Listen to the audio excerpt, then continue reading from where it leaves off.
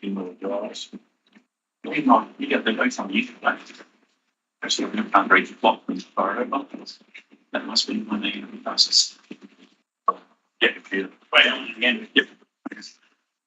Good morning, everyone. I declare this meeting of Kempsey Shire Council open on this day, the 18th of October, 2022.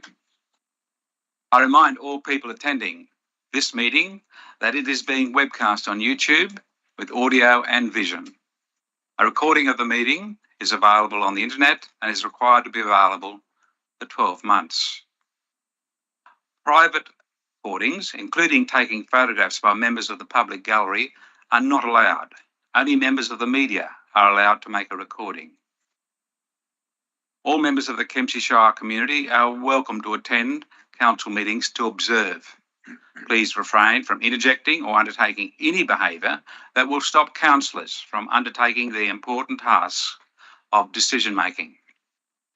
Please ensure all devices like mobile phones are on silent mode.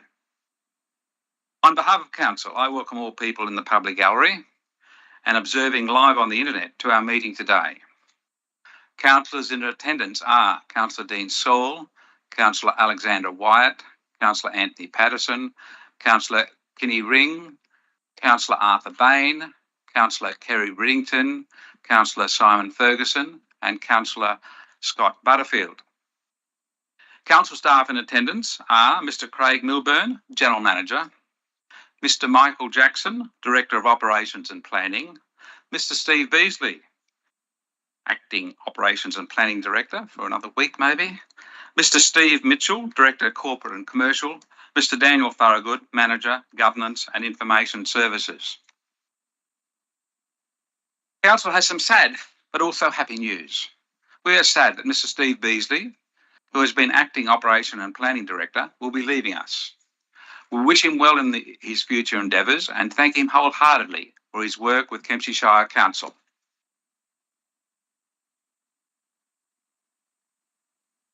The happy news is that we have a new member of staff with us today.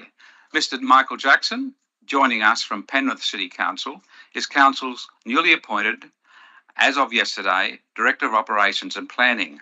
Welcome, Mr Jackson. And I'd hope if you'd like to introduce yourself and a little bit about yourself, if you could, Mr Jackson. Thank you, Mr Mayor. Morning, councillors. Yes, my background, I've come from Penrith City Council, where for more than 10 years I was the Manager of Design and Projects Department.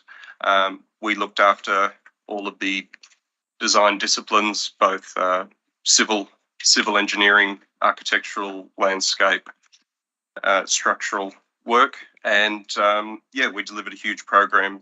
Penrith, as some of you may know, was a growth council in Western Sydney, adjoining the airport. There was a lot of projects underway and commenced during that 10 years that I was at council. And I look forward to the challenges offered by the Kempsey Shire, and I thank you very much for allowing me to join you. Thank you. Thank you, Mr Jackson. We will now commence the agenda of the meeting, and I'd ask Councillor Saul, if you could, to recite the prayer, please. Thank you, Mr Mayor. Dear Lord, help us in our deliberations today, so that our decisions will be for the greater good for the whole of Kempsey Shire. Amen. Amen. And I'd ask Councillor White if she would do the acknowledgement of country, please. Thank you. Kempsey Shire Council acknowledges the land of the Dunghutti and Dunghutti Nation. We pay respects to elders past and present. We acknowledge the role of emerging leaders to continue to guide us in the future. We acknowledge the stolen generation and the need to change practices to be inclusive. This land always was and always will be Dunghutti land. I'd also like to extend in this week 2 of our HSC, just like to extend to our young Aboriginal people, Dunghutti and Dunghutti people that are doing their HSC, that they will be the future leaders, emerging leaders. So I wish them well in their endeavours. I'd also just like to say that my experience in Aboriginal culture is it's very collaborative and it's a circle culture, and I think this is very fitting for us in council as our decision making is round table rather than pyramid structure. Thank you very much, Councillor Wyatt. item 3 is apologies, and of course it appears that everyone is here, so we won't have an apology. Thank you. We move to item 4, which is confirmation of minutes. The recommendation before you is that the minutes of the ordinary meeting of Kempsey Shire Council dated 20th of September 2022 be confirmed. I'll seek a mover. Councillor Bain.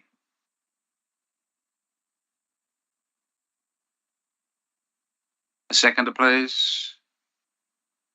Councillor Ferguson.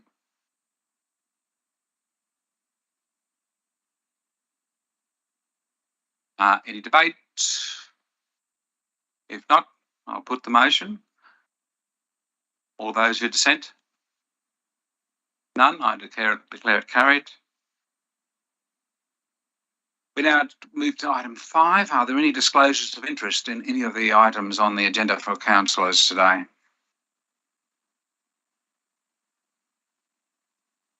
Thank you. There are no disclosures of interest. We move now to items passed by exception, and I will ask you to consider that all of those are there for you to vote as a block, or you can take any of them out. If you wish to take them out, you say so now, and they'll be taken out, and they will be debated in the normal process of the agenda. Are there any items to be withdrawn? Councillor Patterson.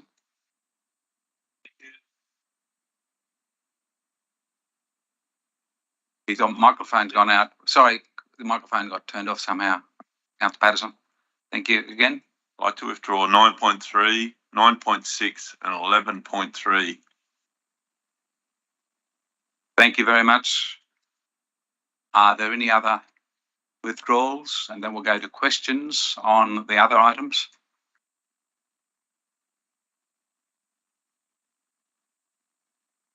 No questions. I'll have a question if you don't mind, Mr. General Manager. The item 11.4, the tender for the Fredericton Reservoir refurbishment, and we'll be considering those tenders and got a recommendation in them. But I just would like to assure people what is going to happen to their water supply at Fredericton when the reservoir is offline. Yeah, thank you, Mr. Mayor. While that reservoir was offline, our water and sewer team have put in place the ability, and it's actually part of the actual integrated network we have. That reservoir is actually fed from our Green Hill reservoir, so it will continue. The Fredericton area will continue to be fed from the Green Hill reservoir. Thank you very much, Mr. General Manager. Are there any other questions? Councillor Saul, please.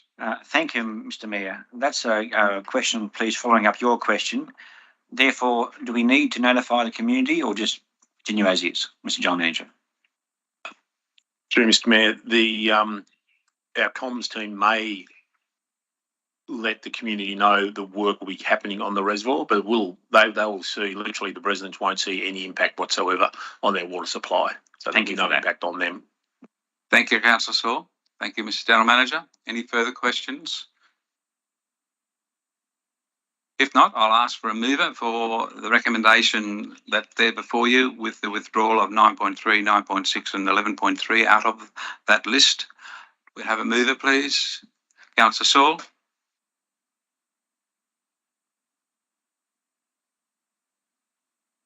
Seconder. Councillor Riddington. No debate. Is there any dissent? There should not be. If not, I declare it carried. We now move to 9.1, which is on page 8 of the agenda, the Stuarts Point Sewerage Scheme land acquisition. And there's a recommendation there for you from staff. Would someone like to move the recommendation? Councillor Patterson. And do we have a seconder? Councillor Bain. Councillor Patterson, please. Would you like to speak to it? Thank you. I have a question on this land acquisition, which is obviously one of the main requirement of this project to proceed. But my question is it not noted in here that the land also has to be purchased off is it Lands Council or the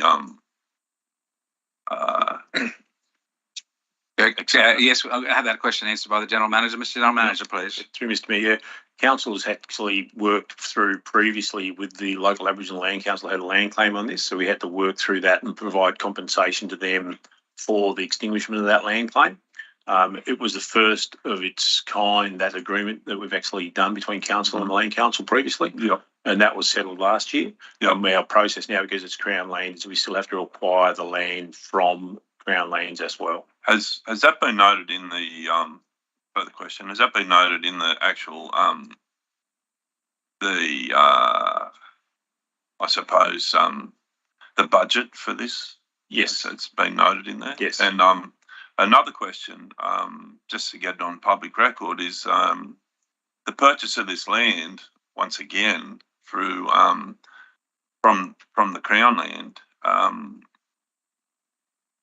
Was there never any approach on negotiation, or is there any ability in negotiation for extenuating circumstances, i.e. high groundwater level in the area that that we could not get some sort of discount on purchasing this land from the government to run a government sewerage scheme? I know it sounds crazy, but Mr. General Manager definitely would have an answer. Thank you. Yeah, through Mr Mayor. The groundwater really is irrelevant to the sewerage project in that regard. We certainly negotiate with the Crown lands.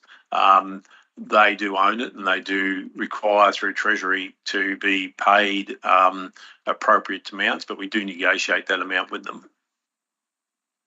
Thank you. Mr. Councillor Patterson, you wish to talk to the motion now, or you? Further question?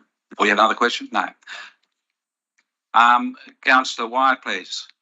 I have a couple of questions, please, Mayor. The first one is, it says in the impact of financial sustainability that cost for that Crown land will be determined by the valuer general. Do we have an estimate of that cost? Mr. General Manager. Through you, Mr Mayor, yes, we do, but it is confidential. Okay, right. And my other question was going to be similar to Councillor Patterson. Does the government, is there an option for the state government, or is there any advocacy role through state government that they donate to that land? Mr. General Manager. We have to pay, really. Yeah. Through Mr Mayor, it's certainly our view that it's Crown land, it's being used for public purposes, and ideally the Crown would gift it to Council. That's not Treasury's view. So without changing Treasury, we won't get that changed. Thank you. Another question, Yes, Councillor White. And you mentioned the native title was extinguished over that land, and you had Council paid compensation. Is that confidential? It was a land claim, not native title. Okay. Yeah, so the land claim was actually withdrawn through the process of working with the local, the Dunghutti Local Aboriginal Land Council and the New South Wales Land Council. And that, again, from recollection, is a confidential agreement between those parties. One more. Yes, Councillor White. Perhaps this is not the right place to ask this question, but are you able to, what is the difference between extinguishing land under New South Wales Land Land Claim, Land Rights Act, I think it is, and as opposed to native title? Is this the right place to ask that question? Sorry, Mr Mayor, probably not, but I will, now you've raised, I'll just give a very brief thing. The Lands Act, the act that is used for Aboriginal land claims is state legislation, and we actually deal with that. And the local Aboriginal Land Council in New South Wales, Local Aboriginal Land Council can put in claims, and then you work through a process to see whether the claim is legitimate or not, and then if compensations need to be paid or not. The native title is through the federal government, and the similar thing there, it's a different process, different criteria to work out whether there is an ongoing and continued connection to the land. And then if there is, and it ticks a whole range of other things that's not needed for public purposes and a whole range of things, then compensation will be paid or native title rights would be granted for that purpose. Sorry, add just to that, further- Mr. Thorogood? Yeah, I was just, just further to that, the two schemes have different impacts, perhaps. Sometimes a land claim under the state legislation will see that land transferred into the ownership of the local land council or an appropriate body. Native title can coexist alongside other forms of title. So native title does not necessarily extinguish other people's title to that property. The two need to work together. Thank And I have you. one more follow-up question. Councillor Wyatt, please. thank you. Oh, I just lost my train of thought. Oh, the compensation. Is that based on like the actual land value through value of generals, or is it something more to do with the compensation associated with cultural heritage, spiritual and physical cultural heritage? Mr. General Manager. Mr. Mayor, the process we used here at Stuarts Point with the local Aboriginal Land Council is both parties undertook their own valuations. And that was a normal land valuation process. What's the land actually worth? There was some difference in views of the valuers. The valuers then met and discussed their different views and things like that, and we were able to, from that process, come to an agreed amount. Thank you. Could I also ask a question, Mrs. General Manager? As lot 1 that we are purchasing from Crown Lands is adjacent to 19th Avenue in Stuarts Point, what will the buffer be, please? And how will the people of Stuarts Point be protected from any odours? Yeah, through Mr. Mayor, the lot is actually quite a large lot. And the buffers around sewage treatment plants are required to be 400 metres. So there's quite a considerable distance between that. And in addition to that, the technology used these days is far better than I know in my time as a plumber. We used to have things like passive channels and things like that. Those things are which were quite open, and there was a lot of odour and associated with those sorts of treatment works. If they weren't really fine-tuned, the treatment processes of these days are far better, and the residents can be assured that this sort of treatment work and with those buffers on that 22-acre hectare site will allow plenty of protection for the residents. Thank you, Mr. General Manager. Are there any other questions? Councillor Patterson. Just a further question on the land once again. Just trying to get my head around the fact that we operate, say, caravan parks, showgrounds, etc., that remain as Crown land, but we can't operate a sewer system that remains as Crown land. Mr. General Manager. Yeah, through you, Mr. Mayor. Crown certainly prefers us to actually, in these cases, it's something that we need for operational purposes and continued operational purposes, and therefore it's best for us to actually take ownership of it. Allows us to develop that land as we require without further interference from the Crown. Just one more question about the sewerage scheme at Stuarts Point. Is it an environmental requirement that's upon council, or is that something that that we've seen a need and then they're going to fix the need, or has it become an environmental requirement which would then trigger, possibly another type of government grant or something on purchase of it? Thank you, Mr. General Manager. To be honest, Mayor, I'd say in essence it's actually both. What you've got is several hundred people on several hundred homes on pump out septic systems. So you don't want that in the long term in a relatively small lot subdivisions that make up Stuart Point.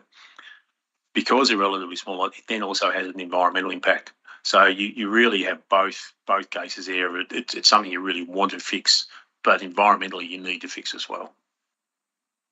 Thank you. Thank you, Councillor Patterson. Councillor Bain and then Councillor White. I don't have a question. I'd like to speak in support of the motion. Thank you. I welcome progress on this project, and I also welcome that the rights of First Nations people have been recognised through the process.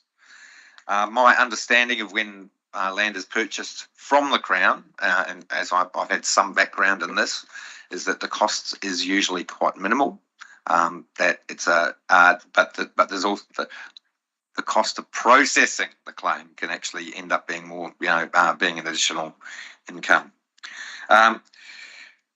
It is council's responsibility to support public health and and environmental issues, and I welcome the fact that council are taking on their role and that we are addressing this significant issue that's been going on for a long time at Stuarts Point. Thank you very much. Thanks, Councillor Bain. Councillor Wyatt. I was just following up on Councillor Patterson's question and ask a clarification question of you, if I may, and then ask a question here. Can I ask you? Can I ask Councillor Bain a question? You can ask him a question, but he can decline to answer. That's okay. Okay. I was just wondering whether the question that you asked a minute ago, did you mean that is it council's responsibility in terms of an environmental compliance matter? Yeah. And then my question is that's a great question. Is this in response to, is there there's an environmental values matter that we're addressing, that's clear. Is there a compliance matter as well? Has council ever been called into question under sort of breaches of any bits of legislation? So is there a compliance matter here for the sewage system, I mean? Mr. General Manager? Yeah, through Mr. Mayor, council, I'm not aware that council has breached any compliance matters. The current sewage operations there are on-site sewage management systems. Individual people may breach compliance areas, and we actually have compliance officers that inspect our sewage, our septic systems on a very, very regular basis. And Stuarts Point in particular, given the issues we've had out there since March last year, have been inspected very regularly. So there's no infringement of any compliance matter from that. But I think the state government, when they looked at, and this is quite a few years ago, probably 20 years ago, maybe more, when they started to develop their small village, would be more actually, their small village sewage schemes, realised that there were environmental impacts from these small villages, and particularly those close to waterways. So therefore, there was an environmental incentive and imperative to actually get these schemes going and get them in place. Thank you. Councillor White, do you have another follow-up? Yeah, thank you. That's a good answer. Thank you. So yeah, it's down to an environmental impact and an environmental values rather than we're being forced to do something as a compliance matter. Yeah, thank you. Thank you. You're clarifying the answer, brilliant. Councillor Riddington, please. Thank you. I would like to speak in favour of the motion too. Thank you, Mr. Mayor. I congratulate council on the work that's been done, especially with the water and sewerage department. This has been a long, heartbreaking issue, and the focus of council now is to be commended. I'd like to really thank them also for looking at the environmental and cultural issues, and I commend this motion to council. Thank you, Councillor Riddington. Any further speakers? Councillor Patterson, you wish to conclude the debate? Thank you. Just concluding, I just want to reiterate the support of myself and all my fellow councillors on this project, and I'm looking forward to the completion of this project, the delivery of a good sewer system for Stuarts Point and the residents there to put some more positives back into their life. Living in Stuarts Point, a beautiful part of the Macleay, especially with all the things that they're dealing with over there with the groundwater levels, etc. And I commend this to my fellow councillors that we get this project up and running ASAP. Thank you. Thank you, Councillor Patterson. I'll now put the motion that's before you. It's the recommendation as put up by staff. There'll be no amendments. Is there any dissent on the motion before you? There's no dissent. I declare it carried. We move on to the next item, which is item 9.3. It's been withdrawn by Councillor Patterson. Would you like to move this motion, Councillor Patterson, or do you want to move an amended one? You can. It's up to you. I move this. I'd like to move it, and well, if you're moving, I'll now get a seconder, please. Then I'll come back to you, Councillor Saul. Councillor Patterson. I withdrew this to ask a question through to the General Manager in relation to fees and charges, especially our water rate fees and charges. I do believe after our discussions last night that we have a workshop coming up. Could I ask, please, for a small bit of information from yourself regarding why we're looking at our fees and charges in amending them, and then is this something that we should be doing on a regular basis, i.e. every 1 to 2 years, or every year, or once every 10 years? Mr. General Manager. Yeah, through Mr. Mayor. In relation to this specific report, this deals with a very specific matter about the possibility of bridges over the drainage system that was built back in the 50s, 60s and 70s, and allows very specific property owners to have their DA fees charged, waived, should they need to build a bridge that requires a development application. So that's very specifically about this. In relation to other fees and charges, we review those every year and council adopts those every year. In relation to what we term developer contributions, which are section 711, 712, and also section 64, which are our water and sewer charges, they are reviewed far more infrequently. We're currently undertaking a major review of our contribution charges at the moment, and that's what the briefing will be about in the next couple of months with the councillors as the consultants come back to us. And that will see us have new developer contribution charges that are up to date and relevant and in line with the current standards. Great. Thank you very much for that answer. Mr. Councillor Patterson, did you wish to speak to the motion, or before we have debate? I see the motion relatively speaking about the fees and charges for the replacement of the timber bridges being a great work by council in working with those property owners that have these bridges that are on their floodplains that have been put there in mitigation works. You know, I see council as offering offering an olive branch to those property owners and being helpful rather than being a hindrance. Thank you. Thank you, Councillor Patterson. Councillor Saul, please, and then Councillor Bain. Thank you, Mr. Mayor. Mr. Mayor, I speak in favour of the motion.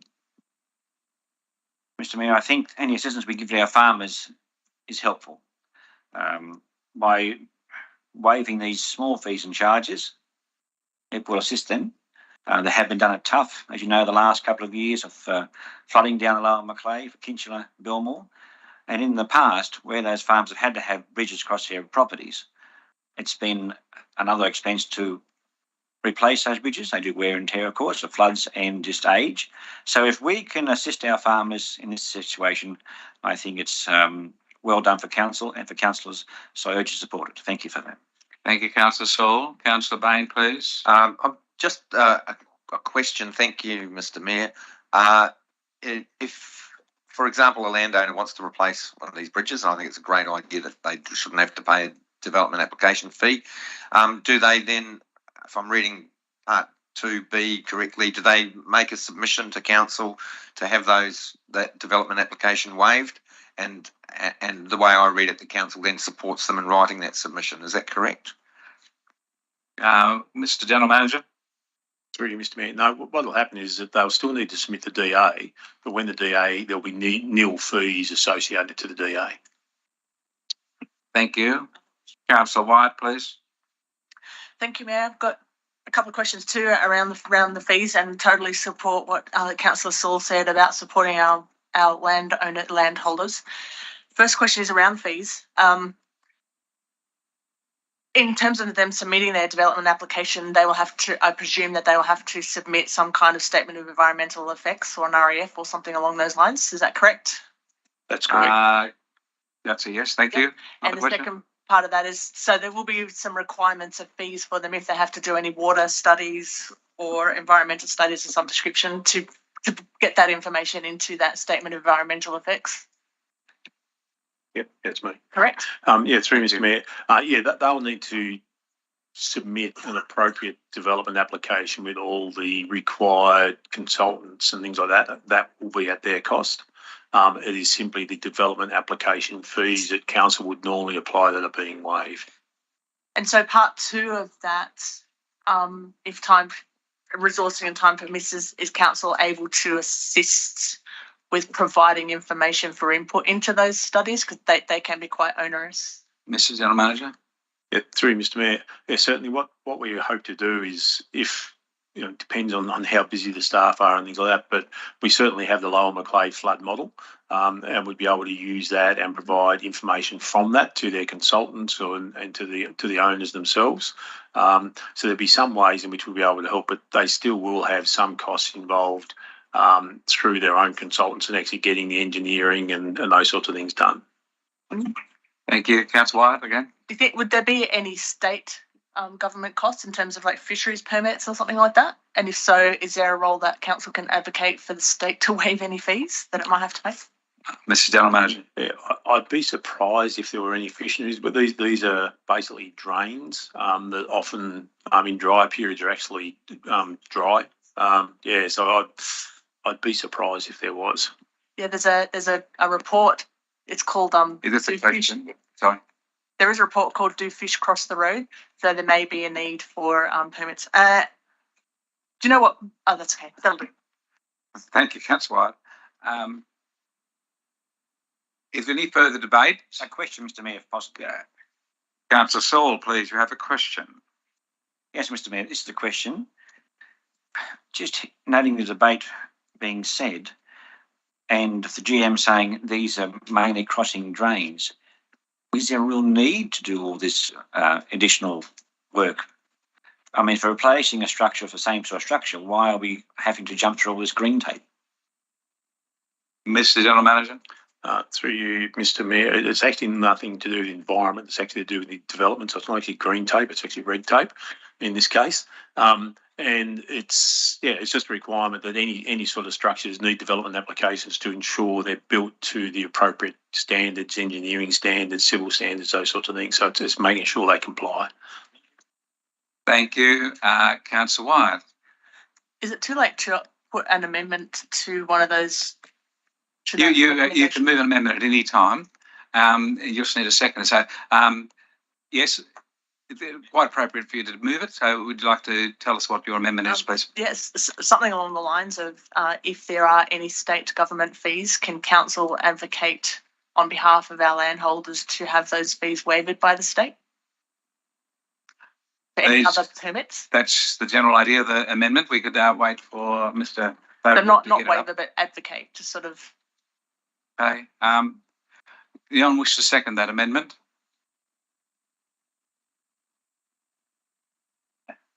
Seconded by Councillor Riddington. Thank you. Only because I'd really like to have a bit more discussion on it. Thank you. To see where this is coming from. Yep. Thank you. So you moved and seconded the amendment. Sorry.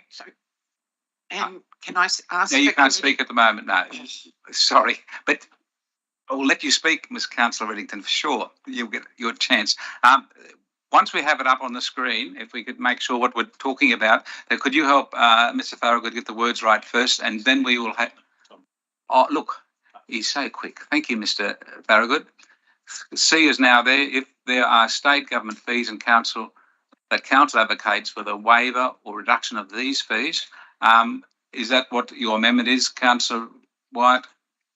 Maybe just in support of those property owners. At the end of that sentence, fees, in support of those property owners. And I'm happy to, I'm happy to discuss why I'm talking about. Yeah, that's right. But you will now speak to your amendment, and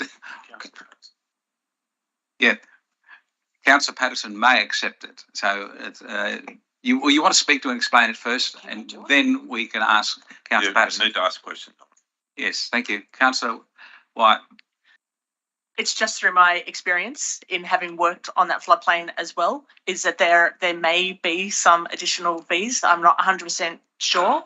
And I mentioned about the fisheries permits. I've worked on those drains before and was required to do environmental studies for exactly this exact project. And there was fees associated with fisheries permits. They're only small, but I just thought if we're going to waiver our fees associated with our local government fees, why can't the state government come to this party and waiver any fees that they may impose if, and I'm not 100% sure, if there is a requirement to get a fisheries permit? Thank you. And as I said, I'm not 100% sure that that is correct. So I'm just putting it out there that if there is any additional fees that they may come up against like that, then I know that we can't say we will waiver them, but we may be able to ask whichever minister it is, or even through our local member, that they advocate on this behalf that they don't have to pay those fees. Councillor Riddington, and then first of all, ask Councillor Patterson. Would you accept that in yet, or you want to ask a question? I'd like to ask a question. Okay, if that was we'll have a going. question first, and then you can decide. Thank you. Yeah. Thank you. I was just going to ask a question, a couple of questions. Will this affect the time of a proposed DA that may be put in relation to replacing a bridge? If then that had another tier to it that hang on, we've got to go through state government and check on that first. That's my first question. Mr. General Manager, please. Through you, Mr. Mayor, no. Okay. The second question is sort of related to this as well. It is. Why do we need a DA to replace a bridge with a bridge? That's fine. Yeah, Mr. General Manager. I would just reiterate the answer I provided to Councillor Saul. Thank you. Councillor Riddington, and then we might come back and ask Councillor Patterson what he's deciding. But Councillor Riddington, your question or comment, please. Thank you, Mr. Mayor. My question is to the General Manager. My understanding is that these are private ownership bridges. Now, would the General Manager think it appropriate to go to the state government, or should it be the private owners to ask for a dispensation? I'm happy to advocate, but what is the appropriate process, please? Mr. General Manager. Through Mr. Mayor. I have no issues with what's being proposed there. I wouldn't be hopeful of the state government waiving fees, but you never know. But there's certainly nothing. It would be simply us writing to our local member or writing to the relevant minister or the relevant department to actually do this advocacy. So it's not a major drain on our resources. I have no major concerns with what's being put there. I think that the consideration is that we just certainly don't want to be raising the landowners' hopes that we may be successful at the same time, but we can certainly provide that level of advocacy. Thank you, Mr. General Manager. Councillor Patterson, have you made a decision? Do you wish to accept it? I'd happy to accept that into the motion. Okay. Well, you don't get a say. Sorry, it's only the mover gets this final say. Thank you. The mover has accepted it into the original motion that he has put up. Is there any further debate or questions? Councillor Wyatt. What's my train of thought again? You can't speak about please. your amendment any further? Sorry. Right. I will then put the motion. Is there any dissent? There's no dissent. I declare it carried with the accepted amendment. We now move to the next item on the agenda, 9.6, withdrawn by Councillor Patterson. Councillor Patterson, it's about development activity and LEP variations. I'll ask you, do you wish to move it? Yes, I'd like to move this. Right, I'll need a seconder. Councillor Riddington. And I don't mean to be stealing anyone's thunder. Right. Councillor Patterson. Thank you. I have a number of questions through to the General Manager on this particular quarterly snapshot of the DAs. What's the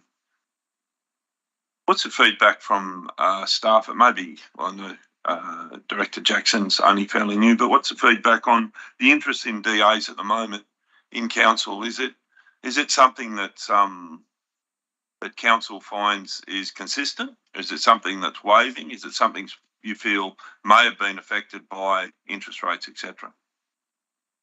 Mr. General Manager and Councillor Patterson, just to clarify, when you ask a question, the General Manager may defer it to some other staff member. Yeah, okay.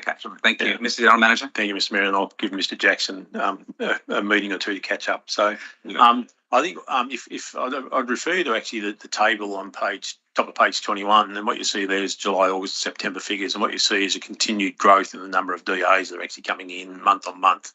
So we were actually seeing that increase. And the overall value of those varies in that period of time. You see going from 4.7 in July up over 10 in August and down to 9.6 in September, but the numbers have actually increased. So there's certainly still interest, there's certainly still development occurring in the valley. A couple more questions. Can I get some feedback through General Manager, through you, Mr. Mayor, Yes. on possible staffing issues in this area? Thank you. Mr. General Manager, please. Yeah, through you, Mr. Mayor, as highlighted in the report, we are not hitting the benchmarks that we wish to with the turnaround times for our development applications. That is despite the very, very best effort of our skilled and experienced staff. They're getting through these as quickly and as thoroughly as possible. You'd all appreciate the importance of making sure we do proper assessments on development applications and not take shortcuts as we do that, so they take the time that's needed. We, like councils literally across the entire nation and consultants around the nation, are having trouble securing qualified and experienced planners. We are continuing to seek additional planner here. And we're going through recruitment processes there, but we haven't been successful to date. Getting that additional planner will certainly help us improve these turnaround times, but it is an industry structural issue in that there are not sufficient planners across the country.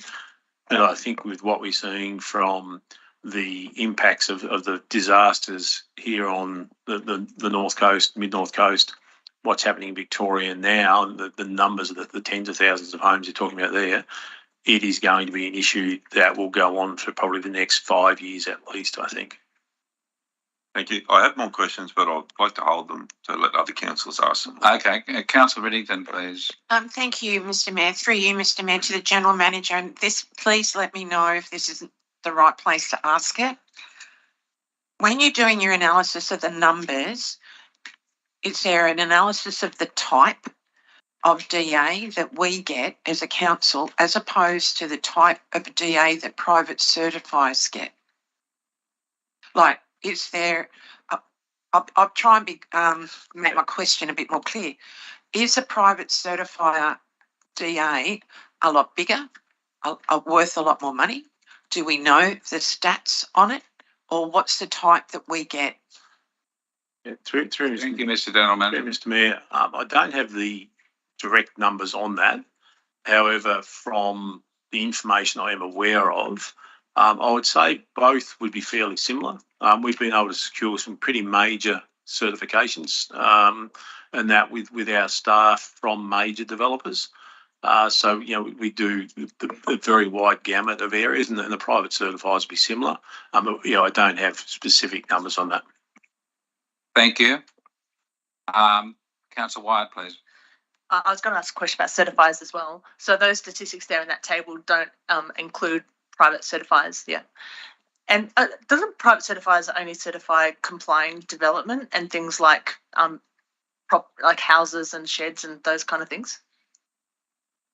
Question, Councillor, Mr. General Manager. Yeah, through Mr. Mayor, I'm not a town planner, don't know the details of that, but there are my understanding there's different levels of private certifiers, and they are able to certify a whole range of things right up to very complex buildings. Did not know that. Thank you. And just one other question about leading on from the planner issue is, there's and the 40 days as a time frame, and correct me if I'm wrong, but my understanding is that a developer can, if that approval is not or response is not provided within 40 days, they can then take that to the Land Environment Court as being deemed not approved. are there any impacts here with the fact that we don't have planners, or are our staff just pushing as hard as they can to ensure that that risk for council is addressed?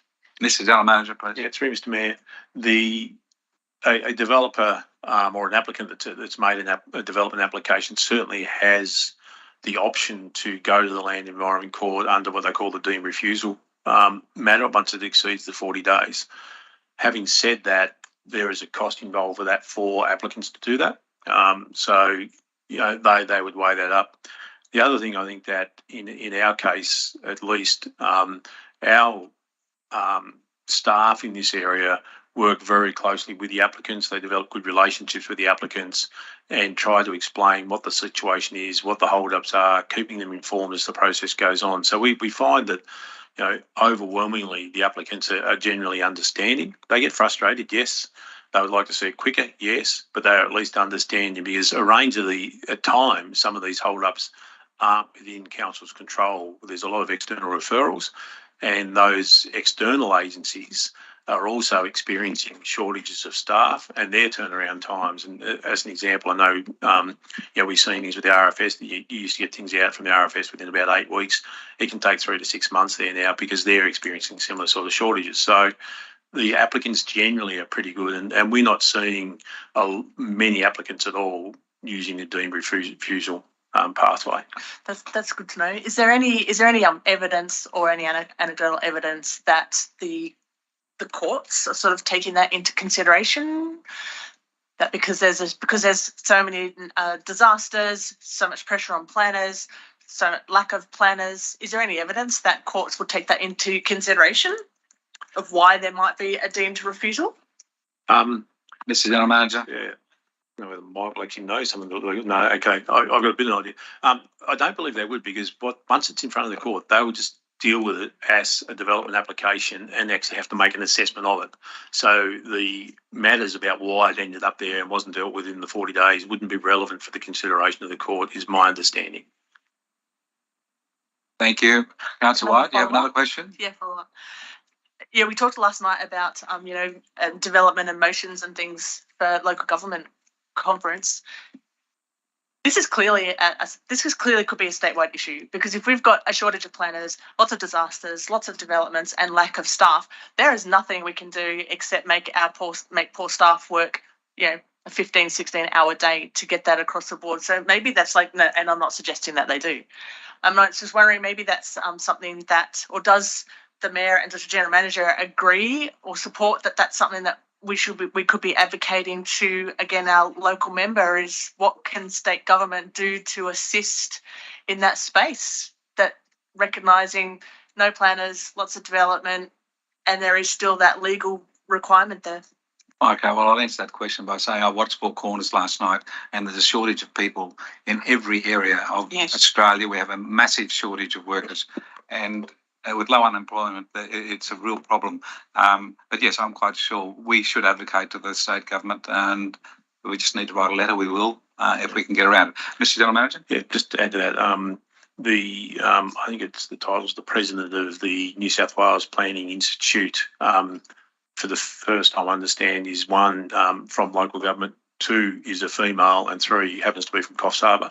And Sharon is the lady's name who I used to work with.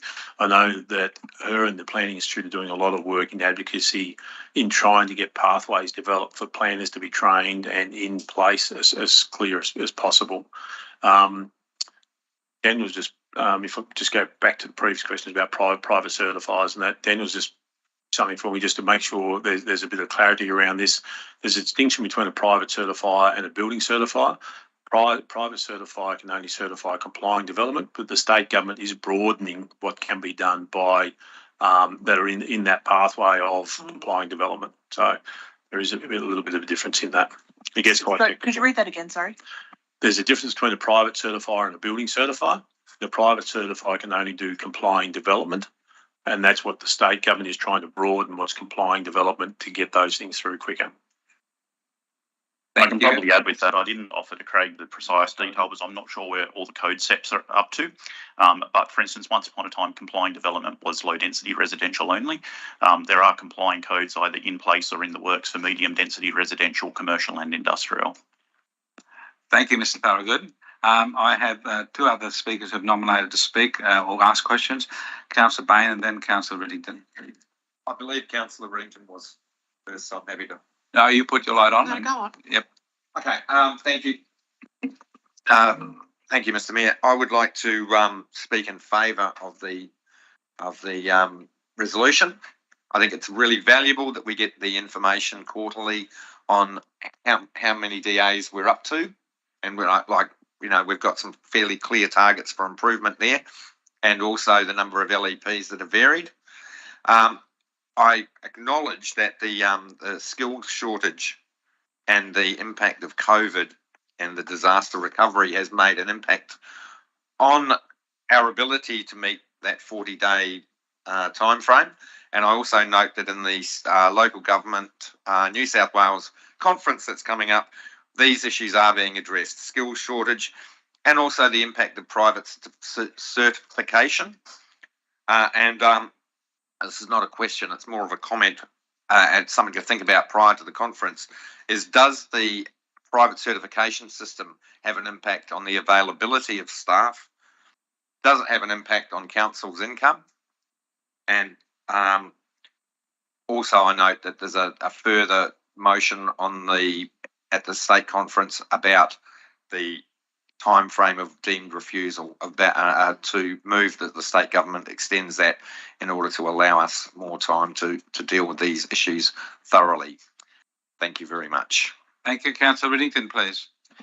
Thank you, Councillor Bain, doppelganging me once again. I would like to commend this motion to my fellow councillors and also say that it is definitely in the papers for the New South Wales local government conference, and we're all going. So Councillor Bain's a comment.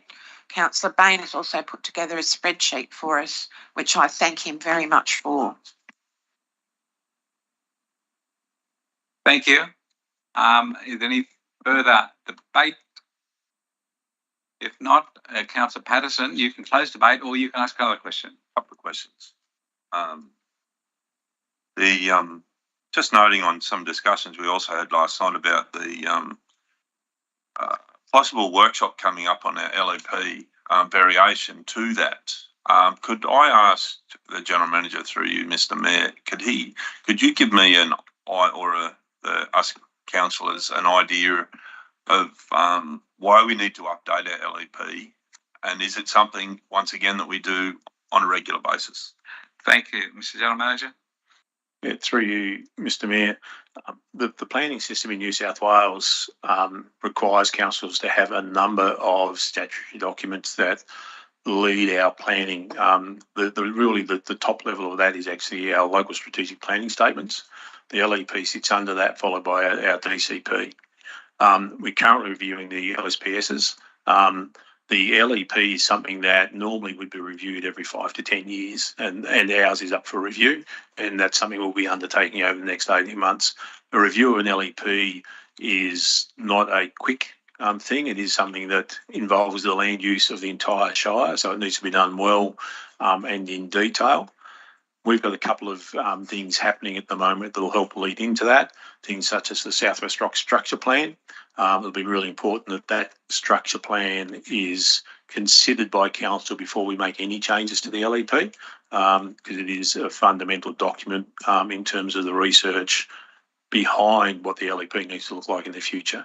So we are looking at it, and it is something that it does need to be done reasonably regularly in perspective. So it is every 5 to 10 years you want to be reviewing your LEP. Another question. Yes, Councillor Patterson. Yeah. It's a question, but I'll lead into the question first with not a speech, but contacting Telstra yesterday about something to do with phones. Went right through, got through, ended up speaking to a contractor that I didn't know. In relation to our shortage of planners, have we ever thought as a council as working together with private certifiers to operate as our overflow type. Is that something that's possible? Because I personally see council as we make money from development, as in our community benefits. If we're looking at the need for an extra town planner and we can't achieve those numbers we're wanting to achieve through the DAs because we're lack of a town planner, why can't we just change our direction just for a amount of time until we achieve those extra jobs and maybe work as hand in hand with some private certifiers, like we do contracting for roadworks, etc. Thank you, Councillor Patterson. I think we've got the question. Mr. General Manager? That can be done, and we are doing it. So we do use private planners to assist us with work. There are a number of development applications actually currently out with private planners because of that. So, yeah, we certainly will continue to do that, and wherever needed, it certainly is something that supplements our work. The ideal for us is to have the level of resources that will maintain good service at an adequate level on an ongoing basis, and then ideally you would use those external services for the surplus. At the moment, we're using them just to help us cover what we need to as well, and that again is this structural issue in the industry of a shortage of planners. Councillor Patterson? I'd like to close the debate if possible. I'll ask anyone else have anything to ask or debate. If not, I'll ask Councillor Patterson to close the debate. Thank you, Councillor Patterson. Thank you. I see it like we need development, and I am a strong advocate for it. We need to make our valley a place that people want to come and live, develop, enjoy, love, retire. Development means jobs, and a community needs jobs to be a proper community. And I see the most, to me, top of our structure that we should be working on as councillors is to do that, develop and bring jobs to our community so our children have a future and our valley has one. Thank you. Thank you, Councillor Patterson. Debate is closed. We'll now put the motion. Any dissent on the motion before you? There's no dissent. I declare it carried. And that closes the open part of our council meeting. We have one item in confidential. So we will now move into confidential. I need a motion that we do so. Councillor Saul, please. And seconded by Councillor Riddington. Any dissent on that procedural motion? If not, we'll move into confidential. Thank you. Can we have a second? Sorry? Can we have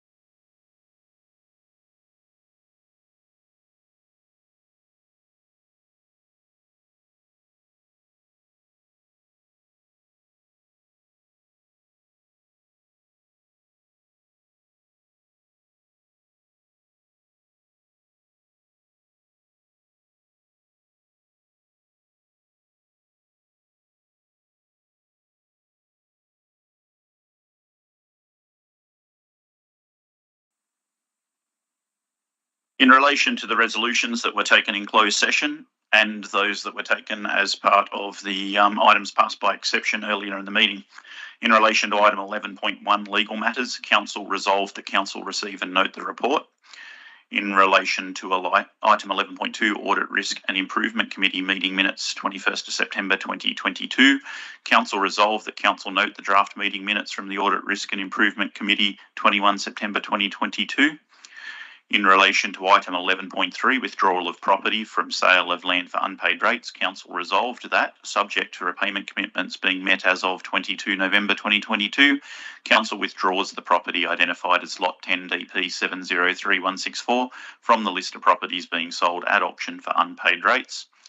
In relation to item 11.4 TQE 22/14 Fredericton Reservoir refurbishment, Council resolved that Council 1 accepts the lump sum tender submitted by Raise Machinery Painting Proprietary Limited, trading as RMP Abrasive Blasting, for a sum of $1,082,381 GST inclusive for tender TQE 22/14 Fredericton Reservoir refurbishment, and 2 authorises the General Manager or their delegate to approve any necessary variations to the contract within the total project budget. In relation to item 11.5 TQE 22/16 supply and delivery of ready-mix concrete tender, Council resolved that Council accepts the following tenders as a panel source contract for the supply and delivery of ready-mix concrete under tender TQE 22/16 for the period 1 October 2022 through to 31 December 2024. 1 Boral Resources Country Proprietary Limited, 2 Herd Haulage Proprietary Limited, 3 Coastal Earth Moving Proprietary Limited. Thank you, Mr. Thorogood. As there's no further business, I'll declare the meeting closed at 10:18 a.m. And I'll ask councillors to stay here. We've got a couple of brief reports for you.